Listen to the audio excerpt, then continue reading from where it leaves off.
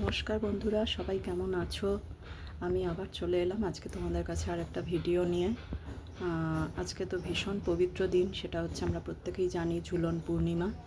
তো কালকে রাখি পূর্ণিমাও আজকে। তো কালকে আমি রাখি কিনে এনেছি। রাখি আমি শুক্রবার দিন, মানে আগামীকালই তো পালন হবে, তো রাখি আমি শুক্রবার দিন পরাবো। অফকোর্স রাখি আমি কিন্তু পরাবো আমার ভগবানকে। তো আমি রাখি সবসময় ঠাকুরকেই পরিয়ে থাকি, আমার গুরুদেব এবং আমার কৃষ্ণ ঠাকুর, তাদেরকেই আমি পরিয়ে থাকি। তো আজকে আমি বিশেষ কিছু আয়োজন করিনি, খালি দেখো একটুখানি সত্যনারায়ণের সিন্নি, একটুখানি নৈবেদ্য, আর একটুখানি ঠাকুরের পায়েস, আর একটু মালপোয়া, এইটুকুই ব্যবস্থা করেছি। আর একটু ঠাকুরকে দিয়ে নিয়েছি। আর আমার গাছের ফুল দেখতেই পাচ্ছ, এটা আমার গাছের ফুল। তো আরও বেশ কটা গাছের ফুল, আমি গোপালকেও যে ফুলটা দিয়েছি এটাও আমার গাছের ফুল। কালকে বিকেলবেলা সব ফুল তুলে নিয়ে এসেছি, আর আজকে সব ফুল দিয়ে এই পুজো করে উঠলাম। তোমরা হয়তো এর থেকেও ভালো ভালো আয়োজন করে থাকবে, কিন্তু আমি খুব স্বল্প পরিসরেই আয়োজন করেছি, কারণ একা একা সমস্ত কাজকর্ম করে তারপরেই আয়োজন করা। যে প্রসঙ্গটা নিয়ে তোমাদেরকে ভাবলাম বলবো, সেটা হচ্ছে যে আজকে একজন লিখেছো, আজকে কি কালকের মধ্যে আমি একটি কোট দিয়েছিলাম যে ভিড়ের মধ্যে হয়তো মানুষ পাওয়া যায়, কিন্তু আসল সময় যে তোমার পাশে আছে সেই হচ্ছে প্রকৃত। এটার মিনস আর কিছুই নয়। বর্তমান যুগ আমাদের আজকের দিনে এতটাই কঠিন হয়ে গেছে, এতটাই বাস্তবিক হয়ে গেছে, এবং মানুষ এতটা আত্মকেন্দ্রিক হয়ে উঠেছে যে স্বার্থ ছাড়া কেউ কারুর পাশে দাঁড়ায় না। কেউ কারুর পাশে দাঁড়াচ্ছে না স্বার্থ ছাড়া। আর যদি স্বার্থ ছাড়া কেউ পাশে দাঁড়িয়েও থাকে, তাহলে মনে রেখো যে সত্যিকারেরই তুমি ভগবানই তাকে পাঠিয়েছে। কারণ আমি অন্তত বিশ্বাস করি, আর আমার মনে হয় তোমরা আমার মতো যারা ভগবানে বিশ্বাসী, তো তারা নিশ্চয়ই তোমরা এটা মেনে থাকবে যে সবসময় ভগবান এসে সব কিছু করতে পারে না। ভগবানকে তুমি যদি সেবা করো, তাহলে সে তোমার প্রবল বিপদে সে সত্যিকারের তোমার পাশে এসে দাঁড়ায়। এই কথাটা আমরা বলে থাকি ঠিকই, কিন্তু ভগবান তো আর আসতে পারে না, সে সঠিক সময় তার দূত পাঠিয়ে দেয়, অর্থাৎ কিনা সেরকমই কোনো দেবতুল্য মানুষ বা কাউকে সেই বিপদে পাঠিয়ে দেয়, যাকে কিনা তুমি তোমার চোখ দিয়ে, যাকে কিনা তুমি তোমার নিজের যে চোখ আছে, আমাদের তো প্রত্যেকেরই সবার চোখ আছে, কিন্তু সেই চোখের উন্মোচন করাটাও খুব দরকার। তো যাকে কিনা সেই চোখের দিয়ে তুমি বিচার করবে যে কে তোমার জায়গায় এসছে, কার মাধ্যমে কি হচ্ছে।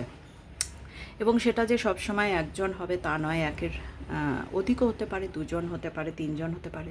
হ্যাঁ, তো সেটা ম্যান টু ম্যান ভ্যারি করবে, চারজনও হতে পারে। কিন্তু মনে রেখো, এক একটা লেভেলে মানুষের এক এক রকম মানুষের সমস্যা থাকে, এবং সেই সমস্যায় যখন তুমি নিজে কোনোভাবে উদ্ধার হয়ে উঠতে পারছো না, তখন ভগবানকে ডাকা ছাড়া সত্যি আমাদের কাছে উপায় থাকে না। আরেকটা মজার কি বিষয় জানো তো, জীবনে আরেকটা আমি জিনিস শিখলাম, সেটা হচ্ছে যে এটা তো আমরা প্রত্যেকেই জানি, অর্থ থাকলে তার মূল্য আছে, আর অর্থ না থাকলে তার কোনো মূল্য নেই। এবং অর্থ থাকলে মূল্য আছে, এই কথাটা তো ঠিক।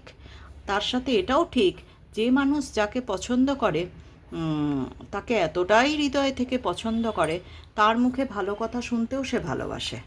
ঠিক আছে, তার প্রবল অর্থ থাকুক আর কমই থাকুক।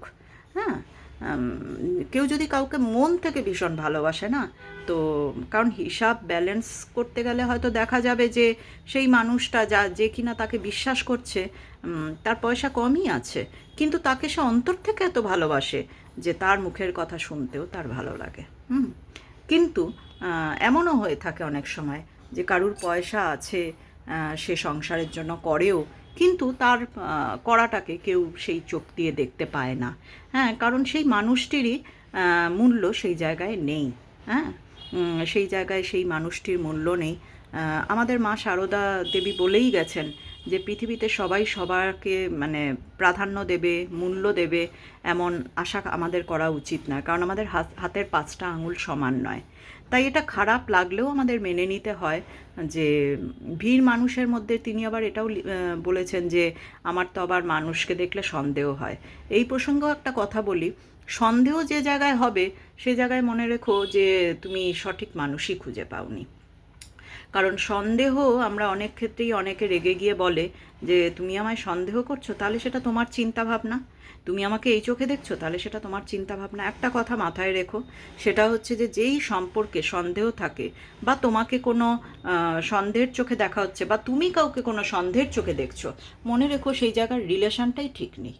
সেটা যে কোনো রিলেশান, আমি কোনো বলছি না কোনো স্পেসিফিক রিলেশান, যে কোনো রিলেশান, কালকে যেটা আমি বলেছিলাম, বাবা মা, ভাই বোন, স্বামী স্ত্রী, সন্তানাদি, বন্ধুত্ব, যে কোনো ক্ষেত্রেই যদি দেখছো সম্পর্কের মধ্যে কোনো রকম সন্দেহ আসছে, কেউ তোমাকে সন্দেহ করছে, তোমার স্বচ্ছভাবে করাটাকে মনে করছে না ঠিক নয়, তার চোখে মনে হচ্ছে ঠিক নয়, বা তোমার কারুর করাটাকে তোমার দৃষ্টিকোণ থেকে মনে হচ্ছে ঠিক নয়, তাহলে মনে রেখো তার সাথে তোমার বা তার মানে তোমার সাথে তার রিলেশানটাই কিন্তু ঠিক নেই। তো সেই জায়গা থেকে রিলেশান থেকে সরে আসাই কিন্তু ভালো। সেই যে রিলেশানই হয়ে থাকুক, সেখান থেকে নিজেকে আস্তে আস্তে একটুখানি সরিয়ে নেওয়াই ভালো। আর ভগবানের সেবা তো করতেই হবে, কারণ ঠাকুরের সেবা করলেই ভগবান সেই জায়গায় সাড়া দেবে। কারণ আসল ঘর তো আমাদের সেই ঠাকুরের জায়গা, তাই না? এখানে আমরা কাজকর্ম করতে এসেছি, কিছুদিনের মধ্যে কাজকর্ম শেষ হয়ে যাবে। ভগবান যা যা বলেছে করতে হবে, চেষ্টা করতে হবে যেন একটু ভালোভাবেই করতে পারি।